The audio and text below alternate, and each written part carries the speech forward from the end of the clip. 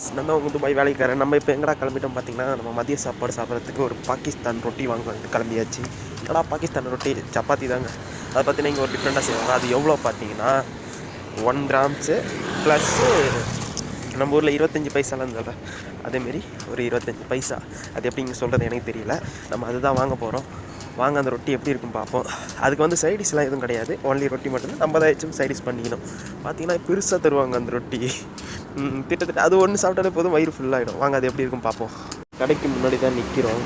பார்த்தீங்கன்னா இதான் அந்த கடை. இவங்க வந்து பாகிஸ்தான்லேருந்து வந்து இது பண்ணியிருப்பாங்க. ஆனால் நம்ம வந்து இப்போ வந்து பெரிய ரொட்டி வாங்குறதில்ல, மோட்டா ரொட்டின்னு சொல்லி அதை தான் வாங்க போகிறோம். அது பார்த்தீங்கன்னா நல்லா மொத்தமாக பெருசாக இருக்கும். அதுவும் அந்த ரேட்டு தான்.